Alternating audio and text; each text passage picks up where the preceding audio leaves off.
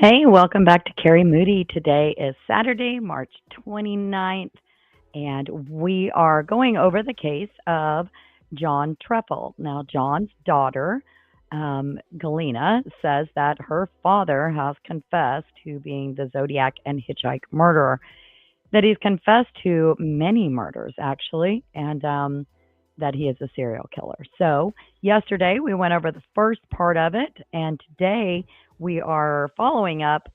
If you remember, Julia had filed against John's license with the medical board saying that he had raped her. And so today we're going over those medical board documents. And if you're in the chat, it's going to be kind of hard for me to see as I'm reading these, but I will do my best. So let's get started with this. This is the expert opinion from the California Medical Board, May 27th, 1998, regarding John. He spelled his name two ways, Jon and John, Trefil, and the investigation number, and then it just says, what materials that they received and so on. So that's probably not too interesting to you guys, but let's move on to here. And this is sort of long, but it's very, very interesting. So if you haven't read it, let's get started. So background information. John Trefil, MD, is in private practice in Mendocino County since 1982. He received his medical degree from the University of Illinois College of Medicine in Chicago between 67 and 71. He did a rotating internship at Herrick Hospital in Berkeley from 1971 to 72, and his psychiatric residency training at San Francisco Mental Health Services and UCSF between 72 and 75. Hey there, Ducking. Thank you so much for joining. I always appreciate you being here. He served as staff psychiatrist at San Francisco General Hospital between 75 and 77 and had a private practice during that same time. Welcome, Maxine.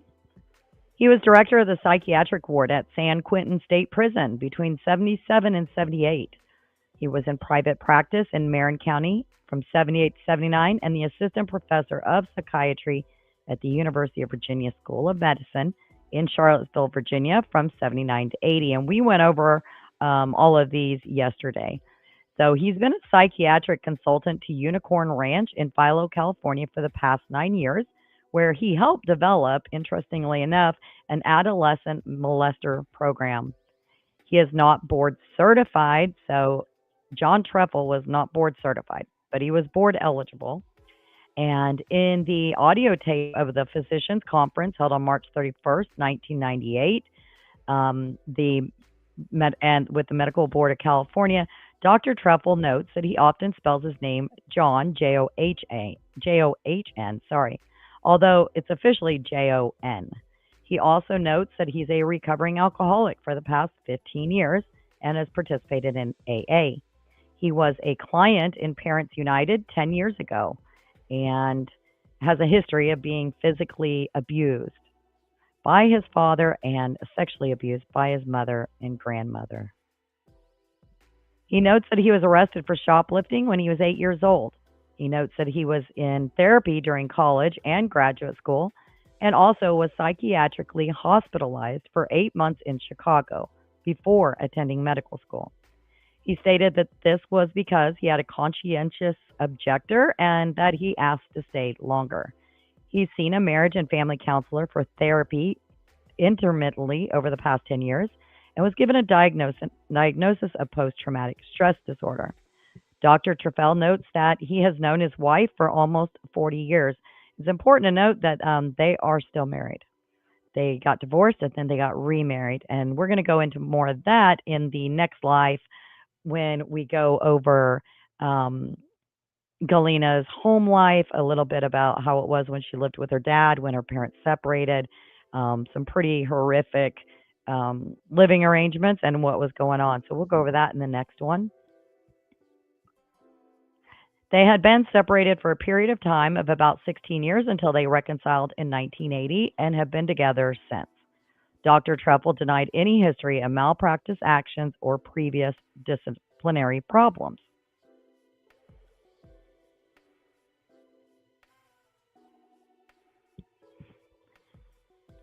All right, so the patient, this is who filed against Dr. John. Julia Strand, also known as Julia Hauser, also known as Julia Garcia. And we talked a lot about Julia yesterday, but here comes the real interesting stuff.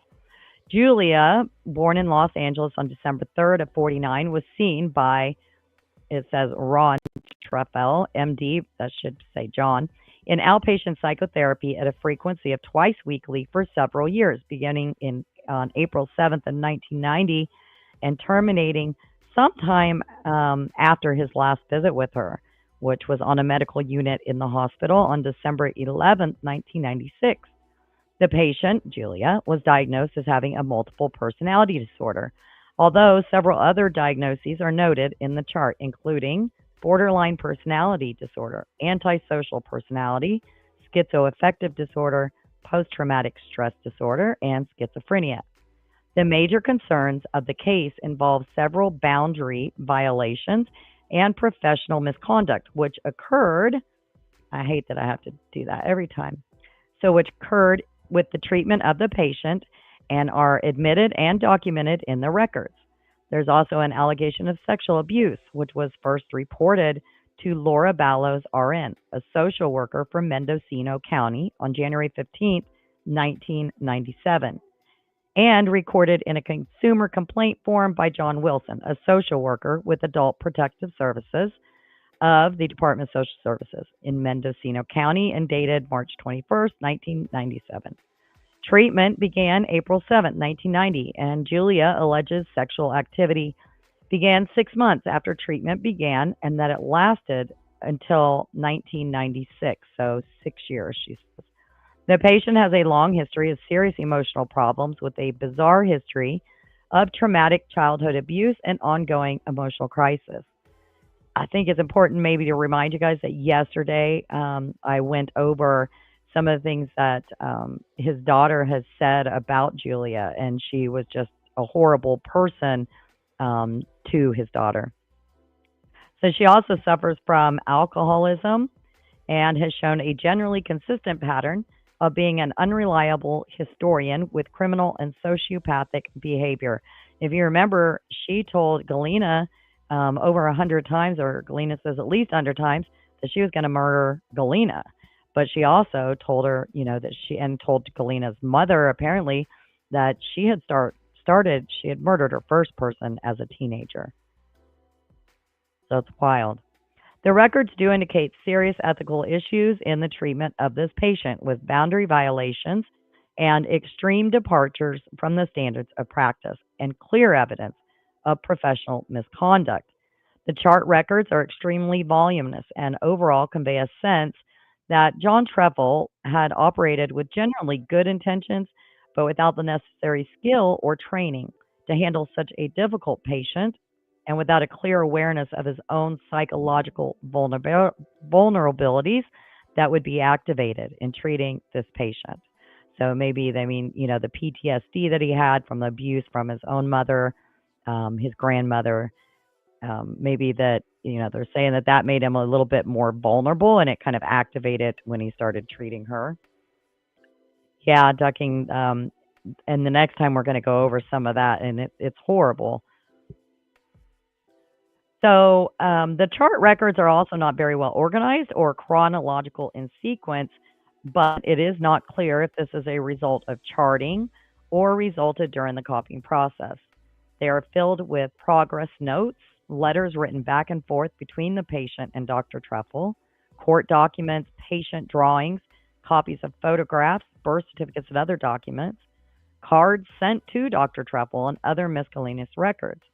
The chaotic nature of the chart does reflect both the chaotic, psychotic nature of the patient, as well as the chaotic and unstructured treatment process that is documented in the notes. That's kind of scary when you think of all the positions he held, like, San Quentin Prison and chief psychiatrist at a hospital and things like that.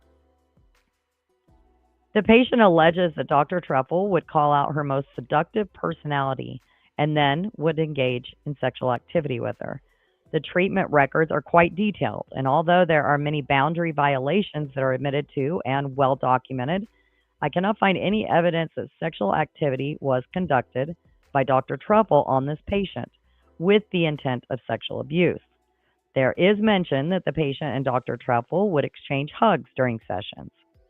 And they give an example. A note from Julia to the doctor says, I have appreciated all your sincere TLC, your hugs. On June 28, 1990, the patient writes a note stating, I don't want any hugs or nothing because I don't like being touched.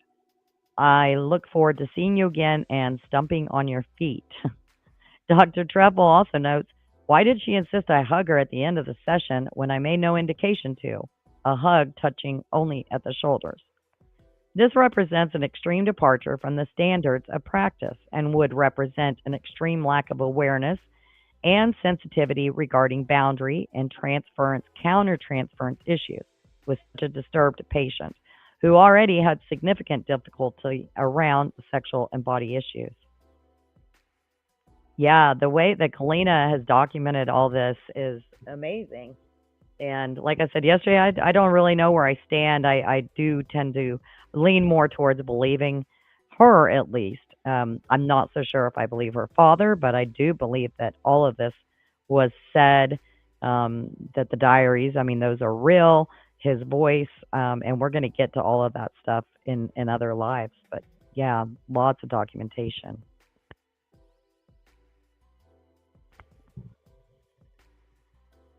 Dr. Trefil committed several other significant and egregious boundary violations, such as having therapy sessions with the patient at his home, going to the patient's house, allowing the patient to drink beer during a session, going on a picnic with the patient, watching videotapes with the patient and his daughter at his home, which backs up what I shared yesterday that Julia said about.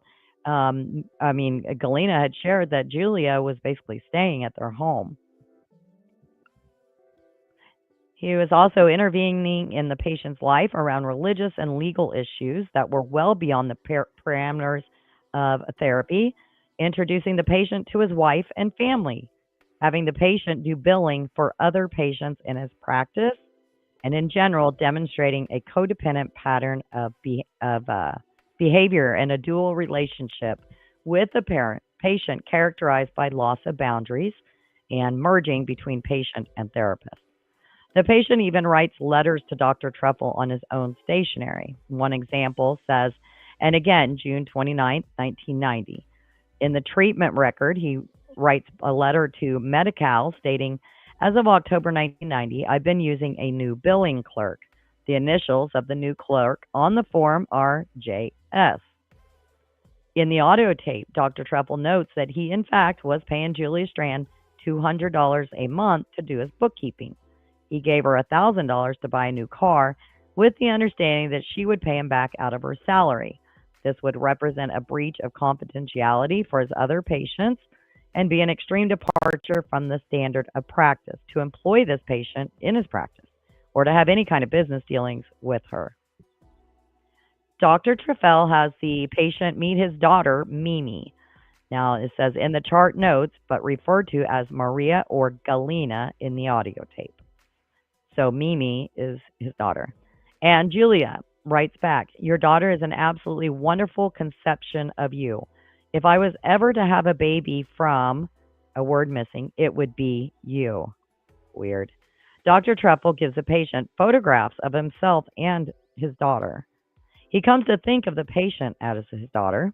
He allows his daughter to play with the patient despite fearing for her safety and acknowledging that he never let them out of his sight, nor would he ever turn his back on the patient. The patient also writes, take care, and if you want your house cleaned, I'll come next Thursday or Friday at noon. The patient writes, I was at your house, left the movie Mimi wanted. In the audio tape, Dr. Trefil acknowledges that between October of 90 and June of 92, he was seeing the patient at his house for therapy sessions lasting from 1 to 3 hours and conducted in his kitchen or living room. Yeah, ducking. Ducking said if this was a horror movie, it would be a B movie. It's just crazy. The sessions would sometimes be interrupted by various of his family members wandering through. The patient would sometimes stay around after the sessions. Hmm. They would sometimes watch children's videotapes together with his daughter. The sessions were open ended, without structure or clear ending times. Dr. Trefil said the patient could not be contained in a 50-minute hour. This again represents the egregious and extreme boundary violations inappropriate for any patient, but particularly so with such a disturbed patient as Julia Strand. For Dr. Trefil to see the patient in his home and for him to allow this kind of contact with his family. This kind of boundary violation would be disturbing to the healthiest of patients and would be potentially devastating to a patient with the degree of pathology manifested by Juliet Strand.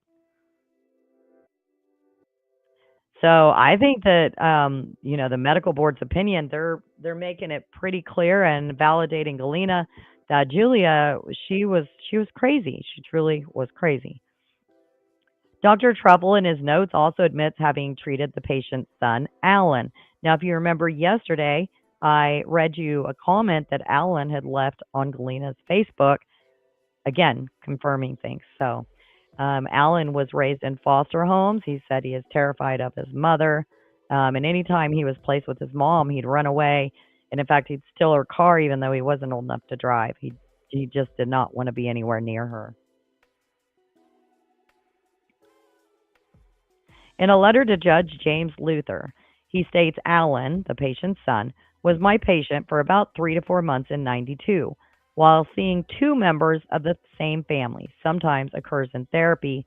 It is a practice at best avoided, particularly in intensive psychotherapy, and clearly one contradicted with such a patient as Julia Strand, where boundary violations are of paramount concern. In the audio tape, Dr. Trefil admits to seeing Julia Strand's son, her boyfriend, and one of her girlfriends, each in therapy for about a year. He states that one of the reasons he took them into treatment was so that he could learn more about Julia. I bet. I bet. He also obtained information about Julia Strand, her non-compliance with medication that he took back into his sessions with her. This would represent breach of confidentiality and exploitation of other patients, as well as further boundary violation. Dr. Trefil writes a letter to Kathy Bingham at Community Development Commission, dated September 8th of 90, and states, I have looked at her house, meaning Julia. I visited with my personal carpenter. I did meet the owner. I told him that if he did not want to do the repairs himself, that I would have my carpenter do it, and that I would also assume the cost of getting them done. So I guess that's saying that he was willing to pay Julia's carpenter to get work done on her house. Dr. Trefil is extremely apologetic to the patient and more than willing to accept responsibility for the patient's distortions. In a letter to the patient on June 29th of 90, he writes, I made a terrible mistake. I do not want to be responsible for precipitating harm to the body. I feel responsible for almost precipitating death. Yeah, he said that. In a letter October 27, 1990, after his wife Candy received several unpleasant phone calls, he writes to the patient, I want to assure you all that I still like you and continue to be your friend. Remember yesterday I told you guys that his wife, Candy, she was a fourth grade elementary teacher, and she was so afraid of Julia at one point that she started taking a gun to school with her. And this was way back when. It's kind of unheard of. Dr. Trefil also gave presents to the patient. He writes in a later letter, I have a dollhouse for you in my office. It is a present for you. It is yours. I have a little pink teddy bear for you. He gives the patient stuffed animals, a dollhouse, and a dog that she subsequently abuses and that he takes back. He sends her postcards from his trips. He has his daughter send her a card. Dr. Trefil appears to be wanting to create an idealized but unsustainable positive transference, which quickly becomes an eroticized psychotic transference and completely out of control. Hi, KCG. Thank you for joining. Dr. Trefil may have had the patient stay at his house to quote unquote protect her from his fear that she might kill herself on Halloween. In the patient record, it states, better some violence now in small doses than suicide on Halloween. I want Halloween to pass just like any other day. Calm. Be here at my house.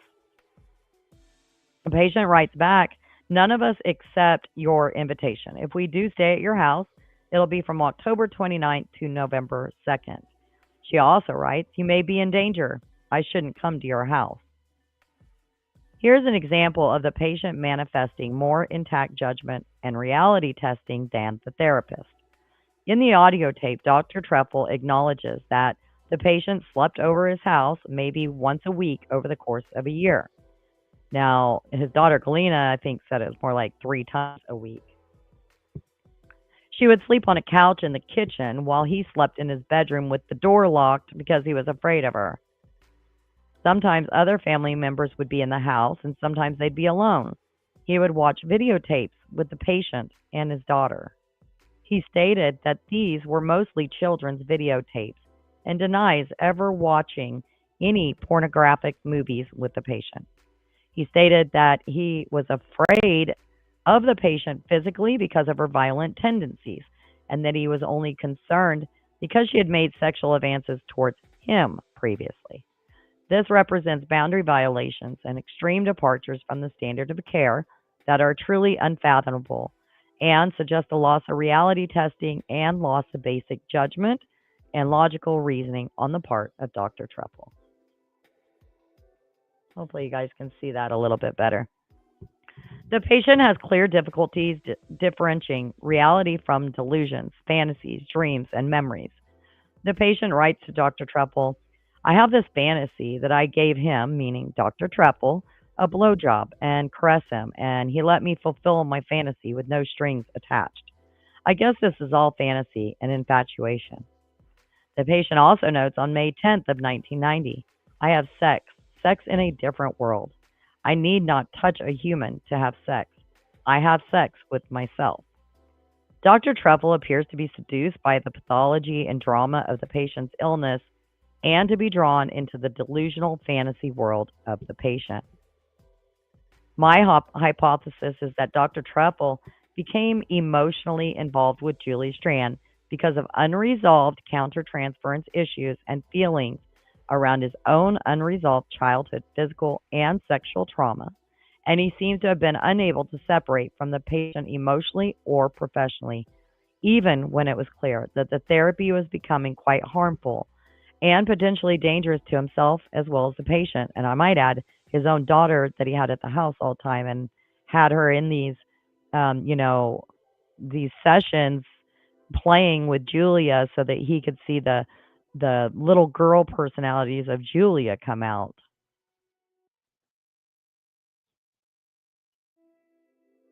So, it's just Um,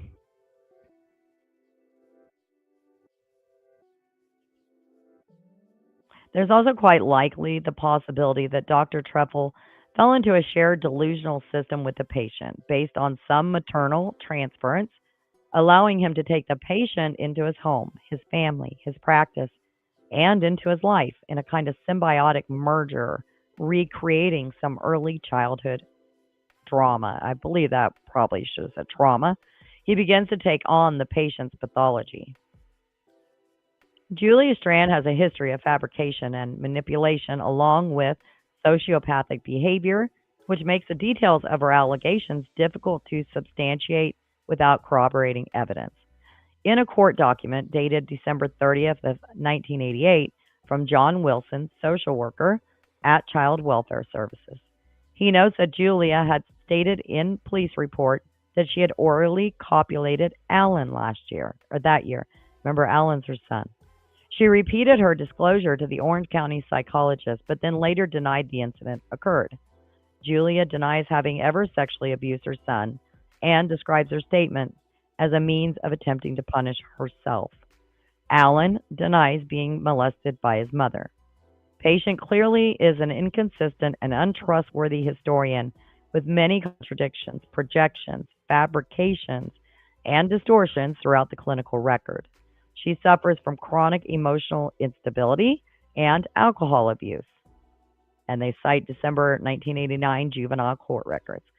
The overall pattern of boundary violations would suggest that sexual acting out between Dr. Trefil and the patient could have been possible, but there is no evidence in the record to substantiate this. Dr. Trefil denies ever having slept with the patient or having any sexual relationship with her.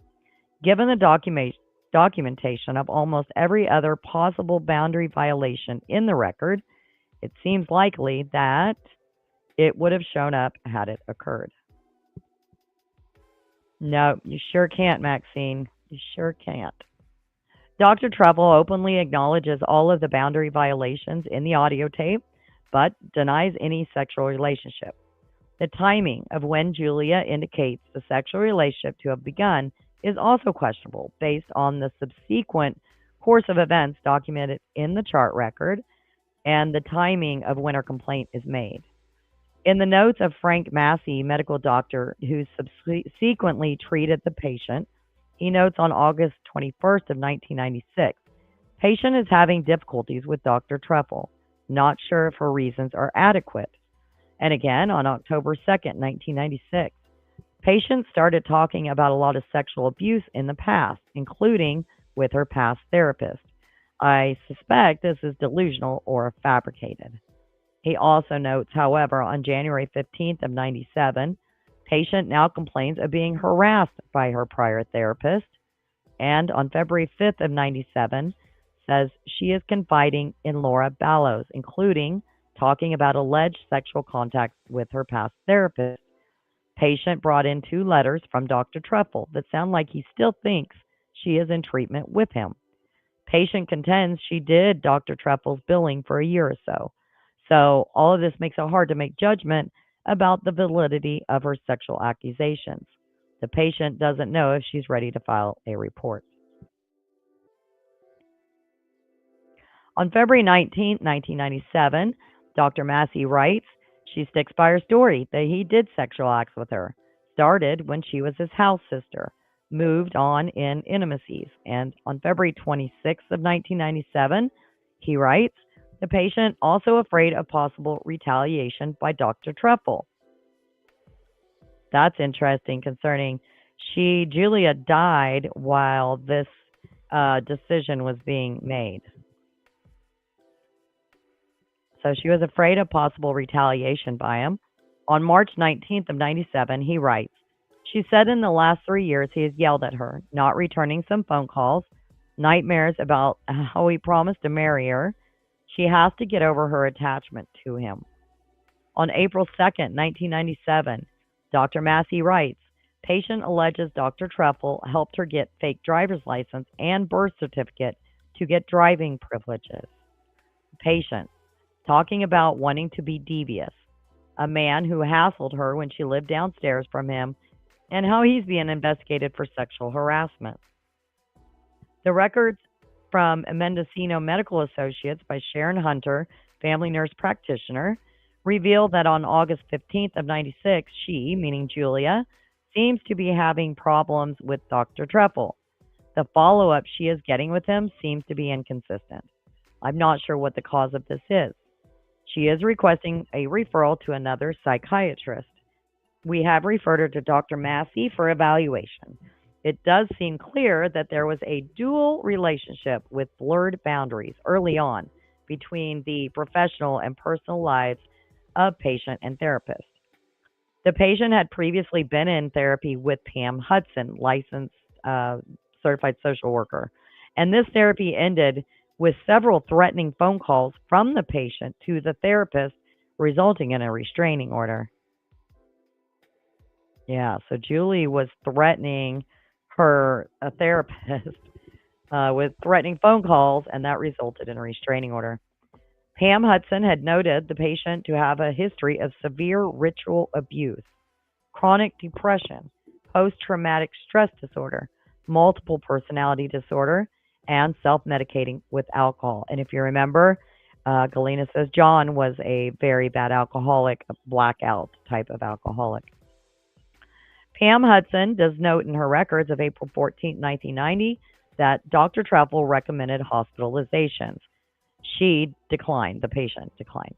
Dr. Trefil had his wife Candy working as his office manager and receptionist, and this clearly led to some of the difficulties around boundaries and triangulation of their relationships with each other.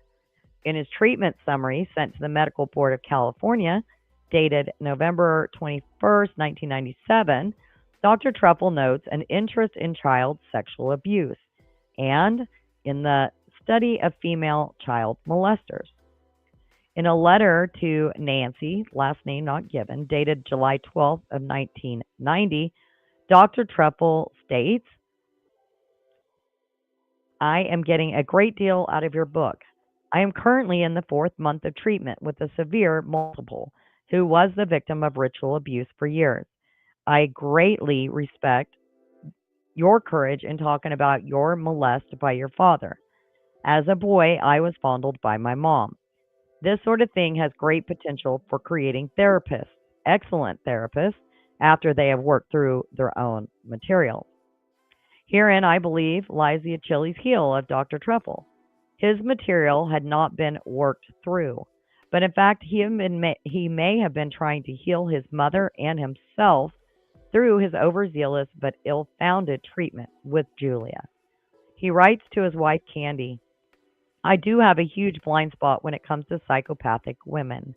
I've decided to get a new billing clerk, not ever have her over to my house, only see her in my office once a week on Tuesday, and not allow Mimi, Dr. Trefil's daughter, age 8 at the time, to have any contact with her. The patient, Julia, is at least partially responsible for the deterioration in Mimi's behavior in the last year. Man, you don't say, huh? KCG said, even if it was entirely fictional, still an intriguing and engaging story. Thank you for sharing with us.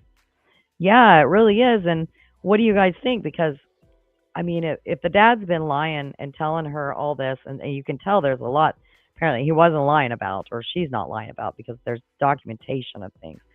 But if he was lying to her whole life, telling her that he's a serial killer, but maybe, and he really wasn't, then the effect that would have had on a young girl growing up would be horrific, abusive in its own self. So, I don't know. What do you guys think? You guys won't tell me what you think. They wouldn't tell me yesterday either. Are we still just kind of trying to figure out maybe if this is true or not?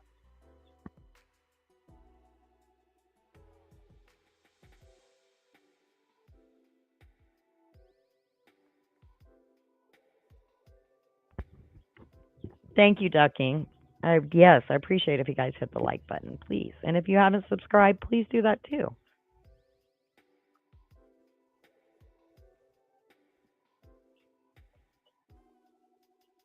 All right. So this doctor that's doing the opinions writes that Dr. Trefil had said that this thing with Julia is at least partially responsible for the deterioration in his daughter's behavior of the last year. Dr. Trefil now begins to see the patient as having more antisocial, criminal, gypsy, and borderline aspects and states on July 27th of 91. From now on, I will just refuse to participate in her illegal schemes. I did it a few times in the past out of the mistaken idea that I was helping her. I need a new supervisor, or I need distance, rules, clear goals. She may be committing fraud. So he refused to participate in her illegal schemes. He did it a few times in the past, thinking he was helping her. I wonder what those illegal schemes were. Yeah, Maxine. Either way, it's sick. I mean, if it's not true, but he told his daughter this all these years, and she's had to, shoulder this, and my heart breaks for her, because that's either way you look at it, it's horrible. And remember, he's 86, he wants this story to be shown. He wants to be like a hero or something. I don't know.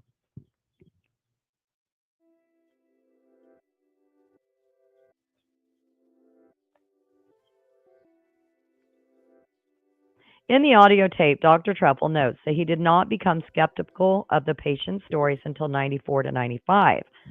Over time, he begins to question that she may also have schizoaffective disorder and antisocial personality disorder, making treatment more difficult. He appears to have been, at best, quite gullible and more likely manifesting severely impaired reality testing and clinical judgment and common sense in allowing himself to be drawn into an unconscious, extremely mutually destructive merger with the patient and loss of almost all boundaries between his personal and professional life. The patient writes to Judge Lehan on May 27, 1991, Dr. Trefil is keeping the patient, meaning Julia, at his house to serve as a hospital. My doctor has been seeing us at his home on his days off. In the audio tape, Dr. Trefil acknowledges that he has had the patient house sit for him for 1 or 2 weeks during the time which she had full access to his home. In the treatment summary by Dr. Trefil, he states that he learned from his wife, receptionist Candy, that Julia had confessed to killing patients while working as a nurse's aide and healthcare worker by overdose or withholding medications. And he confirmed it by asking the patient, who added that she had also masturbated several of her elderly male patients so that they would have a heart attack. Now, yesterday I told you guys that Julia worked as a home healthcare worker for elderly people that couldn't talk, things like that. And Galina definitely feels that it's possible that Julia had murdered some of those patients, which is another big reason why I want to share this story. Because if it is true, then I hope that these victims' families are able to connect dots and hopefully maybe get some justice. A lot of these victims have not been located. So hopefully, if there's some truth to it, it helps somebody.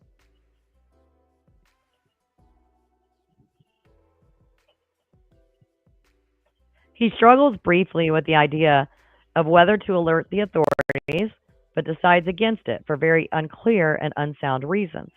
His psychological blindness to the patient's dangerousness to himself and others, and his patterns of defending and enabling her destructive behavior are quite disturbing. Later on the same page, he acknowledges that he was aware of the threatening phone calls to Pam Hudson, the licensed social worker, and the repetitive pattern of idealization and devaluation of close relationships that often ended in quite destructive endings, but this did not. At the time he was beginning treatment, alert him to structure treatment more tightly or carefully, without regard to falling into this pattern himself, which would be inevitable.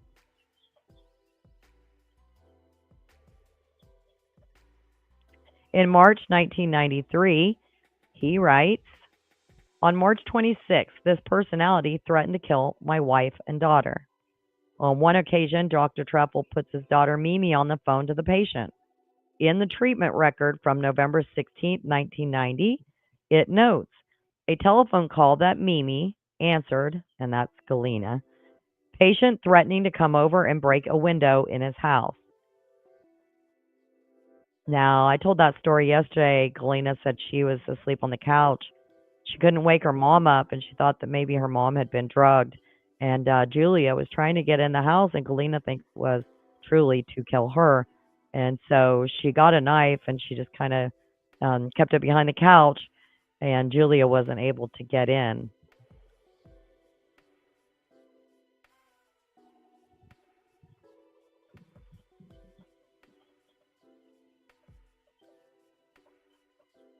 In one session, the patient lunges at Dr. Trefil with a chisel. His clinical judgment throughout the case seems to be quite deficient, albeit his motives were honorable, though apparently mostly unconscious. Even as late as September 1st of 95, He's questioning whether the patient is psychotic. On November 19th and 26th of 1996, he is still making home visits to the patient. One telling vignette is from July 11th, 1990, where in a late-night phone call, the patient asks, "Will you meet me under the Albion Bridge?" Dr. Trefil notes, "I agree. 10 minutes. I fear she'll have a gun and try to kill me. I decide to not bring a gun or knife. If I can't help but using my mind and words, I bring my walking stick, almost pitch dark and foggy. I fear an ambush." She throws open the door of a car and says, "Get in." I get in. I jump out, not knowing if she set me up for an ambush or will she just murder me. She came over and just wanted to be held. Right, ducking? Yeah, I wouldn't be going. Nothing would have got me there. Dr. Trefil seems to be living out and acting out some fantasized life of excitement and intrigue in his interactions with the patient. His life has become as unbelievable and chaotic as the patient's, with loss of all professional judgment and rationality. Dr. Trefil appears to have become obsessed with his patient and her pathology. But I just wonder how many others did he become obsessed with their pathology as well. He had so many different positions, and as I noted yesterday, a lot of them were just 1 year or 2 years long. So I wonder if there's going to be more people that can come out and talk. Dr. Trefil, in his letter to the medical board, acknowledges that the patient was alcoholic, but prescribed Dalmane, Valium, and codeine to the patient. This would be contradicted in an alcoholic patient, except under extreme and limited situations, and would have possibly contributed to her dissociative tendencies and acting out behaviors. This again shows difficulty with limit setting and attention to boundaries, as well as generally poor clinical judgment with this patient. He even allows the patient to drink several beers during a session. Well, I mean, he was an alcoholic too, so I don't think that really surprises me. Dr. Trefil seems to have very much taken the patient at face value, and in an unconscious merger with the patient, has lost the ability to distinguish reality from fantasy from delusion. In the audio tape, he seems to minimize the seriousness of the patient's alcoholism by stating that only 3 of her more than 60 personalities are alcoholic. Wow. So he said only 3 of her more than 60 personalities are alcoholic. So he diagnosed her with having at least 60 personalities. This is from someone who has been an active member of AA and a recovering alcoholic himself. The absurdity of his thinking process defies all logic and rationality.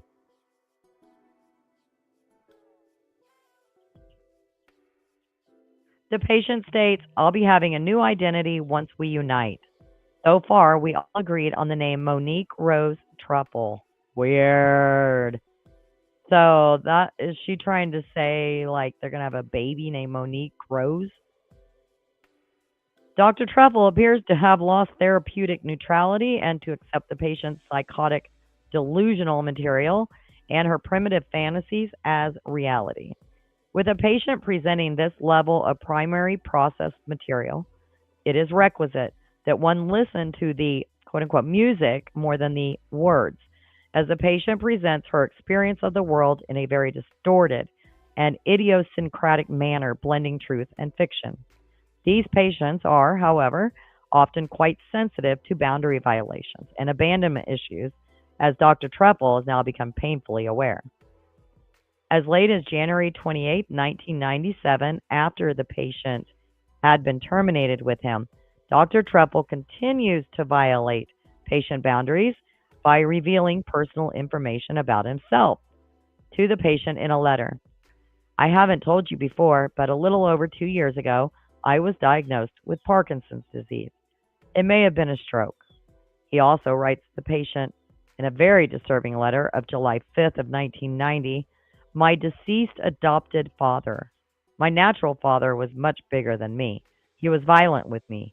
I am teaching my daughter of 8 years old how not to get raped." Wow. I've also got her a 22 pistol of her own, which I'm teaching her to shoot and get familiar with. I mean, no matter how we look at it, he was absolutely horrific to his daughter, as was her mother. Now, her mother also has mental disorders, so we will discuss all of that in the next live.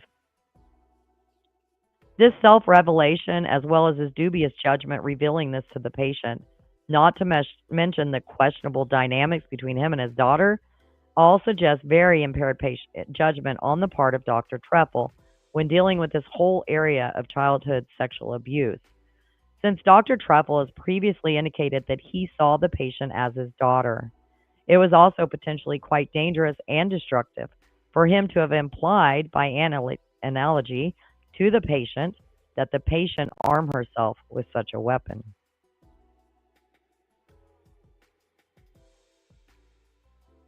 In his letter to the medical board, Dr. Trefil notes that he considered writing a book about the case. This may have been a way of vicariously confessing his own story of childhood abuse, as well as trying to restore some ego defenses against his own disturbing emotional conflicts. And I think that's really important because if this is true, what he's saying, then I believe that this is exactly why he's doing this now as well. The writing of this book became an obsession for Dr. Trefil and perhaps a sort of fantasized narcissistic gratification. It may very well have been seen by the patient as exploitation, a theme which is echoed later on with regard to the previous therapist, Pam Hudson. There is a suggestion of grandiose expectations by Dr. Trefil with regard to the treatment of this patient. On one page of the treatment record progress notes is a stamp that says Super Patient with a Superman logo type image. His unbridled enthusiasm telling the patient she will be well in 5 years seems like something out of a Greek tragedy. Dr. Trefil suffers from therapeutic hubris, caught in a tragedy of his own unconscious making. He is trying to be a hero and is caught up in this fantasy or delusional world along with the patient. So is he still caught up in this fantasy and delusional world now?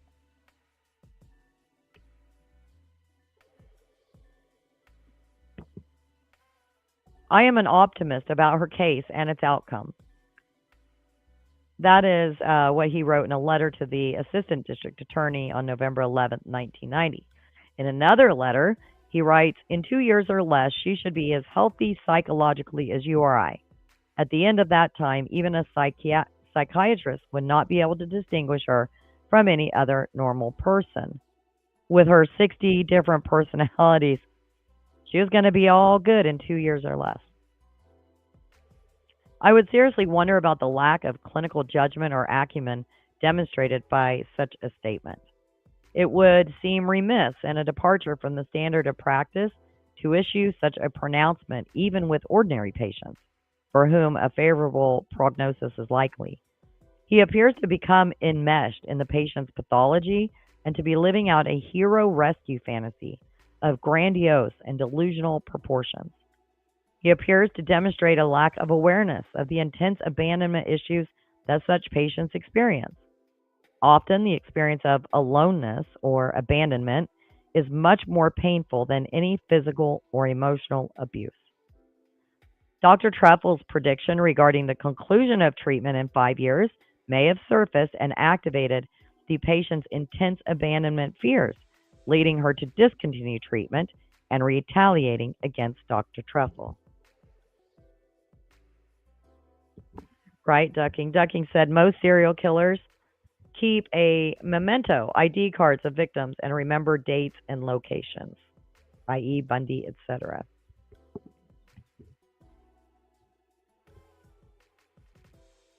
So this is one possibility that he seems to have not considered in his analysis of why the patient has turned on him.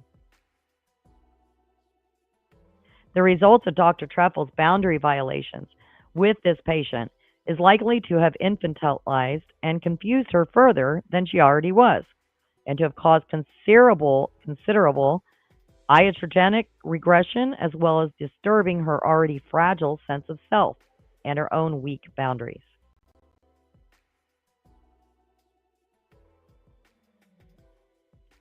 Dr. Trefil notes that the patient would expose herself during sessions and appear to be masturbating. He notes that she tried to make sexual advances towards him.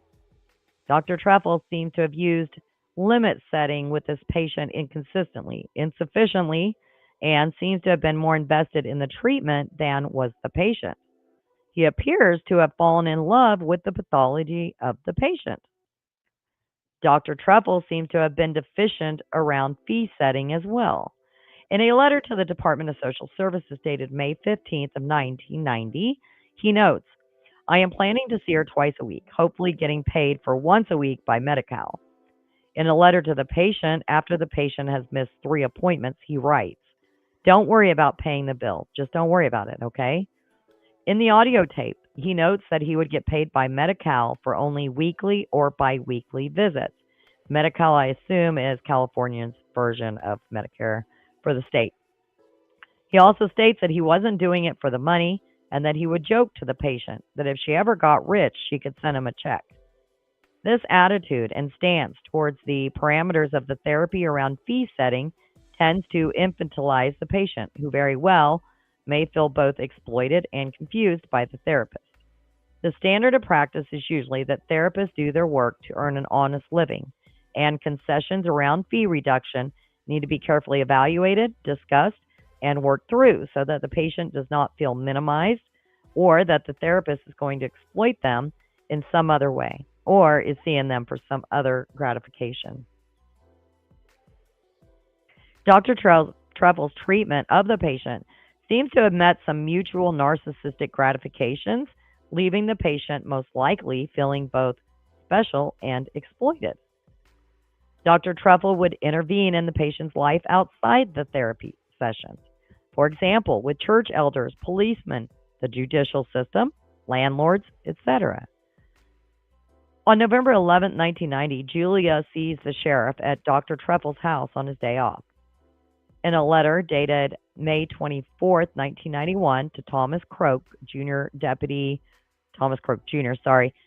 Public Defender, Dr. Trefil writes, I was there at the time of the arrest. The patient had been involved in a traffic accident while intoxicated. The patient record notes she left to go to her doctor's home. The patient writes, my doctor's office is in Fort Bragg, but he knows of our situation, so he makes special appointments at his house on Mondays and Fridays to see us, being that we are near neighbors. I think my doctor is getting burned out with me having meetings at his house. Dr. Trefil writes to Judge Leanne on behalf of the patient on May 6, 1991, and he says Julia was arrested for drunk driving on April 15th of 91. I was present during the arrest as I drove her back to where she had left her car after she came to my house. On July 11, 1990, he notes, I agreed to meet her in front of Albion's store. While there might conceivably be clinical situations for certain patients where such interventions might be reasonably entertained in extreme situations, it's definitely not called for in the treatment of a patient who is already seriously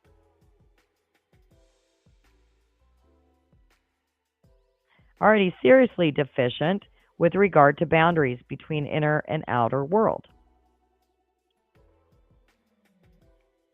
The patient needs for Dr. Trefil to provide clear, consistent, firm boundaries and to provide the external structure that she needs so that she can one day internalize this structure and resolve her inner conflicts.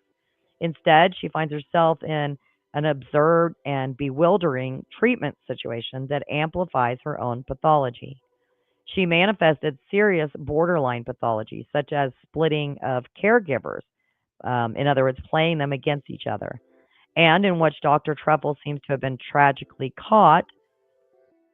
Dr. Trefil refers with seemingly sarcastic and contemptuous tone to the illustrations Mr. Michael Rice, social worker for Julia's son. Dr. Trefil meets with the patient's Bible teacher and has her attend sessions with him and the patient for a year. Holy cow. They had her Bible teacher attending sessions with her. He attempts to find other patients with multiple personality disorder for the patient to become friends with. He gets the patient a puppy. And from a letter that came from a letter from Dr. Trefil to the Medical Board of California. Psychiatric hospitalization is briefly entertained initially, but seems to be seriously deficient as an ongoing option once Dr. Trefil becomes enamored of the patient's pathology and her convoluted system of altered personalities. I want to go back to that dog real quick because Galina said that Dr. Trefil bought Julia this dog, this puppy, that she wound up severely abusing, and he wound up taking back from her. He discounts referral to an incest survivors support group and grows to see the patient as more and more unique and special. He speaks to the patient nightly on the phone. He has meeting twice a week with sessions usually 3 hours long, with almost daily long telephone calls. One wonders how Dr. Trefil managed to have a life, a practice, and a family during the intense period of his treatment of Julia Strand. Dr. Trefil belatedly writes, I set firm limits, no more visits to my house. Patient talks of terminating therapy. Clearly, she wants more than a therapeutic relationship. But I feel I've lost some control of the situation by allowing her access to my home. I believe it best to clearly define the boundaries. I'll be late, and I realize I allowed her to think of herself as more than a patient because I felt blackmailed by her suicide threats. In retrospect, it may have been poor judgment to allow her to come to my house. Well, I don't believe one bit of that. Do you guys? Not one bit. In the audio tape, Dr. Trefil gives a rather confused and convoluted explanation as to why he allowed to have the patient have therapy visits at his home. He states that she asked him to, and he consented because he has difficulty saying no to people. He felt he could not see her at his office because he was only in the office 2 days a week, and his malpractice coverage was limited to half-time practice. He seemed to be oblivious to the inconsistencies and illogical nature of his statements. There was a pattern, more obvious in the audio tape than in the written records, of discrepancies and inconsistencies in his cognitive process, with illogical and irrational thinking over and beyond and above the rationalizations, and denial that seemed to be on the surface. He indicated that he was not aware there was even such a thing as boundary violations, although it was clear to him that sexual relations with the patient was not permitted. This statement regarding lack of awareness of boundary violations seems incredulous for a trained psychiatrist practicing in the 90s and suggests an inconceivable lack of knowledge or absence of professional contact with colleagues. Dr. Trefil apparently felt he was helping the patient through love and reparenting, totally oblivious to the damage he was causing to the patient, his family, his career, his profession, and to himself.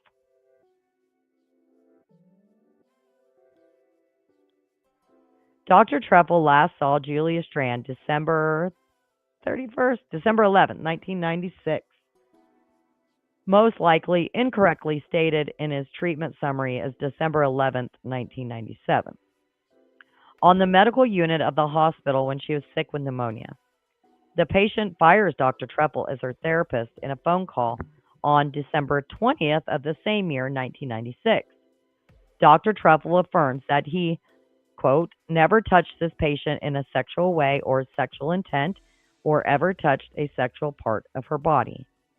On January 3rd of 91, he had written a letter to the patient stating, I am your doctor and will never respond to such feelings as long as you are my patient or as long as you are not yet well. His response seems, in retrospect, less than what would be called for, in that it does suggest the possibility of a sexual relationship in the future after termination, and this could be potentially destructive to the patient. He goes on to offer several possible explanations for the patient's allegations against him: cortisone psychosis, methamphetamine abuse, psychopathic revenge, borderline devaluation, and instability.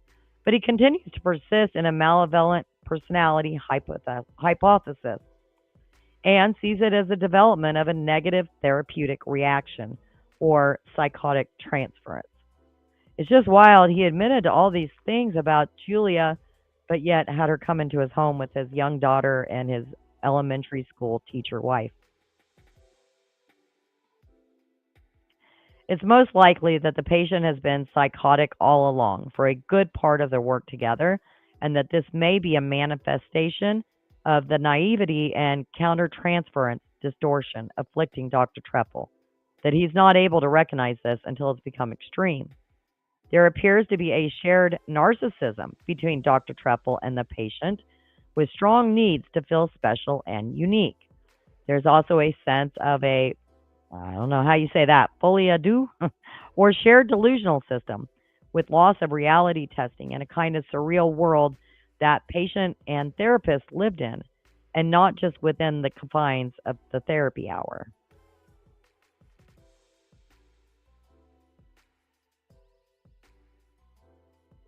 Yesterday I brought up that Galina said that her dad always wanted a co-conspirator, somebody that would work alongside of him. And I half wondered at the time before reading this if that's what he was working towards with Julia. And after reading this, um, I really am starting to think that.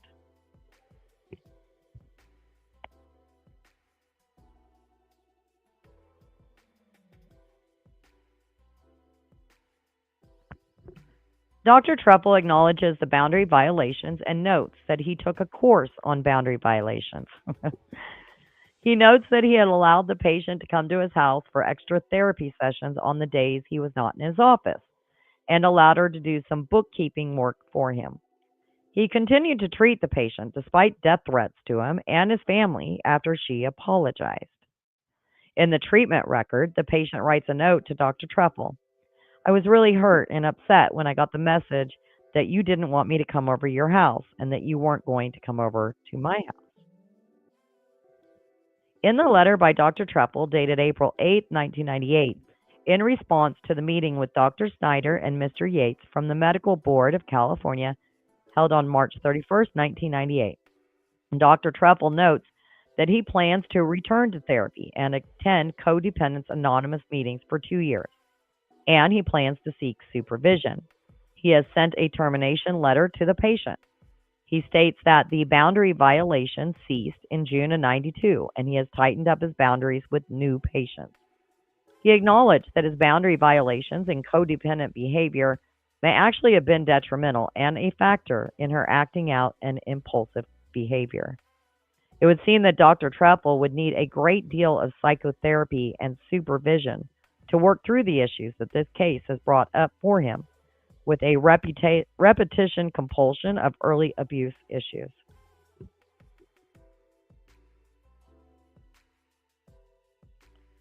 Ducking, I too wonder if any other patients filed complaints.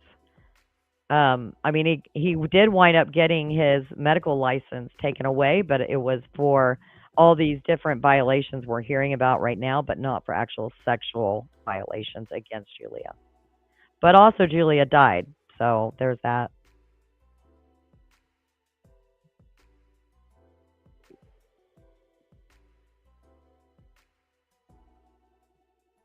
The merger between perpetrator and victim has significantly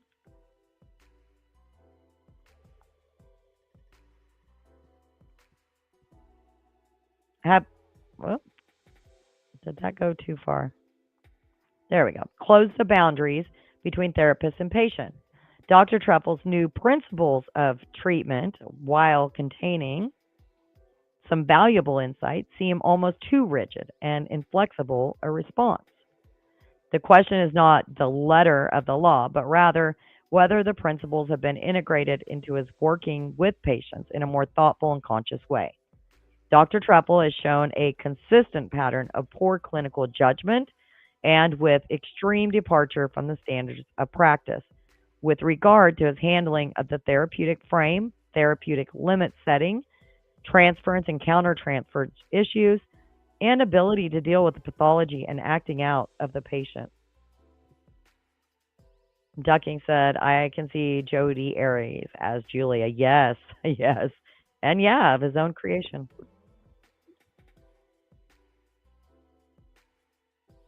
In the audio tape, He mentions that he has socialized with a few other patients at his home, and that he also stored personal belongings for another patient at his home sometime in 1993.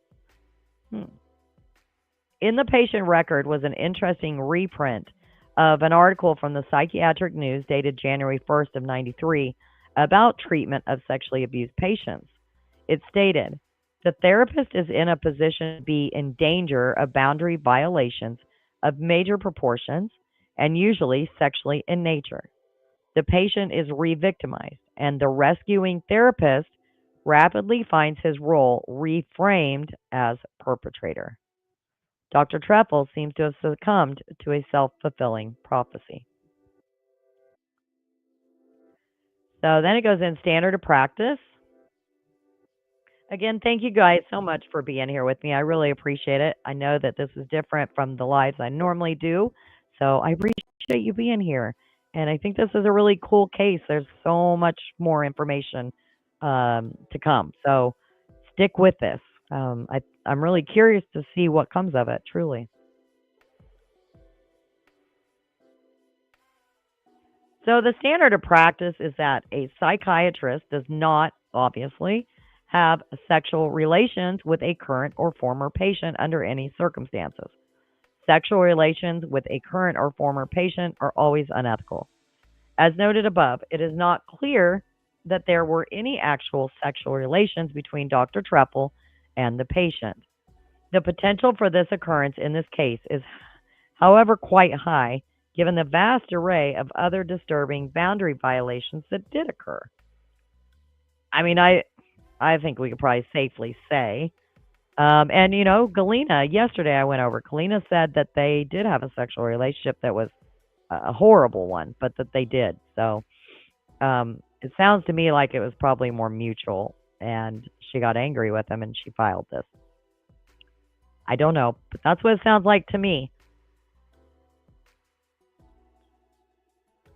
Dr. Trefil has demonstrated a total lack of understanding or awareness of the power of the transferential and countertransferential forces that he and Julia Strand were evidently caught up in. The standard of practice is to have a professional, structured, boundaried relationship with the patient, more so with such a patient as this, where there are no internal boundaries and where there is a history of severe acting out behavior. The boundaries and limits of the therapy provide the framework or container in which a safe therapeutic space can be created and maintained. Within this safe, contained, boundaried space, psychotherapy can proceed. This allows the patient to reveal their innermost thoughts and feelings safe from the intrusions and contaminations from outside influences, and safe knowing that the therapist will not try to exploit the patient.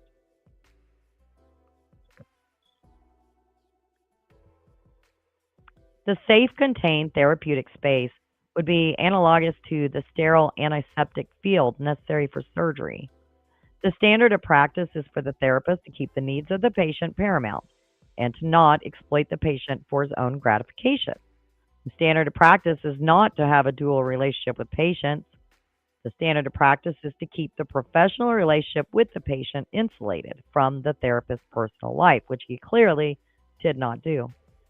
The standard of practice is not to intervene unnecessarily in the patient's life outside of therapy. The session should have been kept within the confines of his office.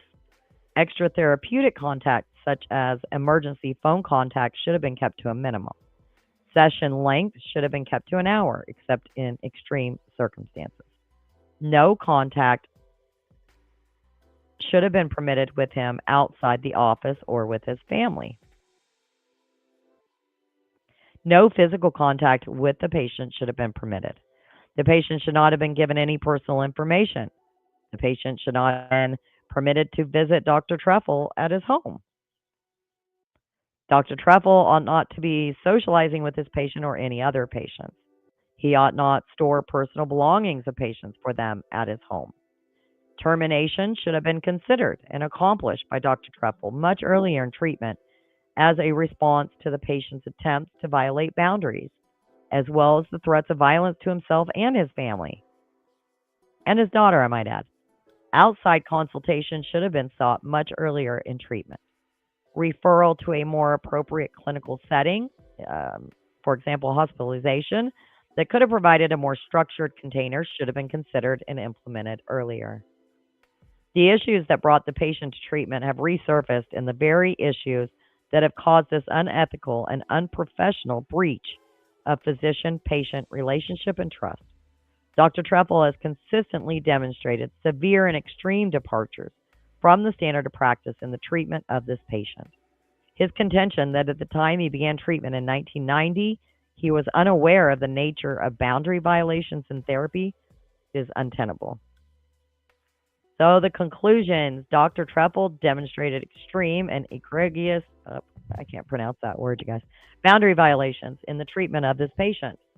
The following represent extreme departures from the standard of practice: allowing the patient to sleep at his home weekly for a year, conducting therapy sessions at his home in his kitchen or living room with intrusions by his family.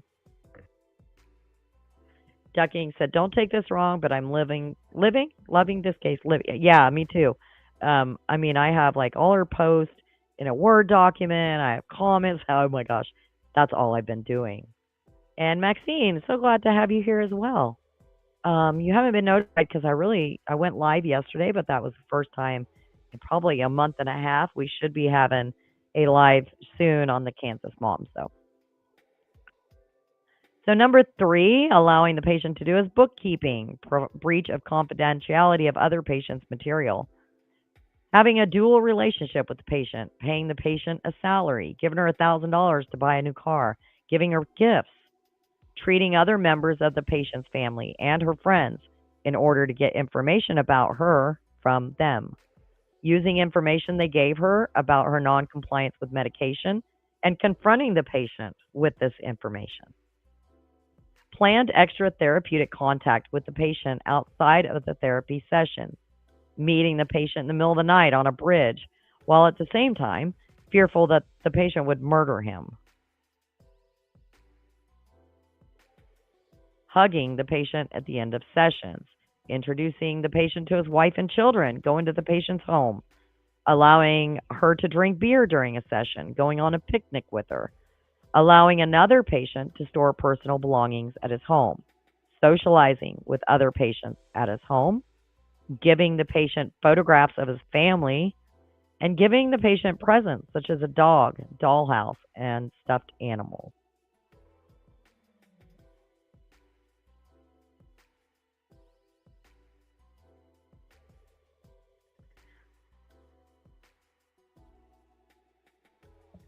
The following would represent departures from the standard of practice that might possibly be appropriate in certain restricted settings and or might be reported as variations in treatment under unusual circumstances for brief periods of time for certain patients, but appear to have been totally inappropriate with this particular patient. Unstructured and unboundaried therapy sessions lasting up to 3 hours, seeing the patient twice a week, but only getting paid once a week and not charging the patient, seeing the patient with a church member for extended periods of time, intervening on the patient's behalf with the judge, sheriff, landlord, church authorities, and other people in her life, giving Julia a picture of himself, sending her postcards while away on a trip. The overall picture of the treatment of this patient suggests a serious absence of knowledge and skill in dealing with basic clinical issues of psychotherapy with regard to the maintenance of a therapeutic boundary and framework for conducting treatment in a safe and rational manner. Lack of awareness of profound boundary violations and with regard to the necessary and basic therapeutic parameters such as treatment setting, fees, privacy, confidentiality issues, avoidance of physical contact with patients, therapeutic neutrality, limit setting, therapeutic abstinence, etc., suggest an absence of necessary therapeutic training and skills to conduct treatment safely and without harm to patients. From the evidence in the clinical record, the hugging of the patient may very well have constituted sexual misconduct on the part of Dr. Trefil, although it appears that this was not his conscious intention. It's unclear from the record as to whether any further sexual misconduct on the part of Dr. Trefil may have occurred. The following, while not directly related to the standard practice, calls into question the judgment and rationality of Dr. Trefil. Keep in mind, you guys, his daughter says that this guy has an IQ of over 140. He's not dumb. He's not dumb at all. So, number one, giving an 8-year-old a firearm to protect her from the possibility of being raped. In conclusion, based on my review of the voluminous information contained in the written records and the audio tapes, I would recommend an immediate comprehensive psychiatric examination of Dr. Trefil as to his psychological fitness to practice psychiatry at this time. I would recommend that a thorough psychological testing be conducted as an integral part of the above total examination procedure. I would also recommend an oral examination of clinical knowledge and skills to assess areas of deficiency, particularly in areas of ethics and boundaries, and with regard to basic treatment parameters as enumerated above. I mean, this wasn't just because he didn't know. He'd had many, many, many very, high-level positions.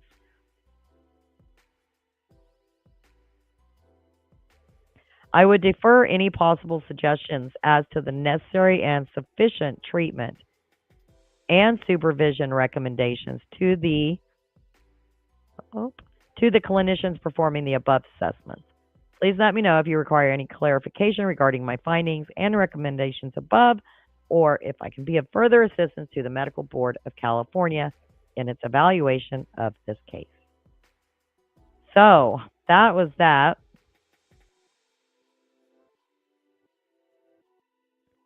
And I want to let you guys know what we're going to go over the next time. We're going to start with her post beginning March 15th and comments that she's responded to, and kind of learn a little bit more about who her father is, who Galina was, what the situation was growing up, the situation with her own mother, things like that. So I want to read you just a brief excerpt from March 15th post that she made, and then we will cover that in the next live. She says, I was kept in a room for 3 months. I was only allowed out to go to the bathroom. There were no phone calls, no TV, no letters, absolutely no contact with the outside world. I was given jugs of water, a cardboard box filled with dry top ramen and rye crisp, nothing more. I had a pad on the floor, maybe 1.5 inches thick, a blanket, and a pillow. And there it was. He didn't speak to me. I wasn't allowed to speak to him. The room had windows. I could have escaped easily. I could have. I remember staring out that window so many times, very mindful that I could just run to the neighbors. But to what end? John had said that I was bad, and so I was sent to my room. I was high-functioning autistic and took everything very literally. I'd seen on TV so many times that sending a kid to the room was okay. So, John keeping me in this room, eating crackers and drinking water, had to be okay on some level. What I deserved for fighting back. So, in this, she's saying that her dad, when she was sent to live with him, her parents had split up at one point, and she had to go live with her dad, and that she had done something wrong. According to him, she had done something wrong, and in turn, he put her in a room for 3 months to teach her a lesson. So we're going to get into all of that on the next live. And she's really just shared so much information. Yeah, it is one dark rabbit hole with so much. So there's audio of his diary. There's audio of her speaking with him just this last December. There's a lot, you guys, a lot. So I want to keep these lives right about an hour because it's a lot of information, and I want to keep your attention. So anyway, that's it for today. I will probably be live again on Monday to go into more of her childhood and the ways of her father and mother. I hope you guys will join me. It'll probably be around 2 o'clock as well. And if you're watching on the replay, I appreciate you as well. Thank you so much, you guys. Please hit that like on the way out, or if you're watching the replay. Thank you. You guys have a wonderful weekend. I'm going to go play some more with the horses. I hope to see you soon. Bye-bye.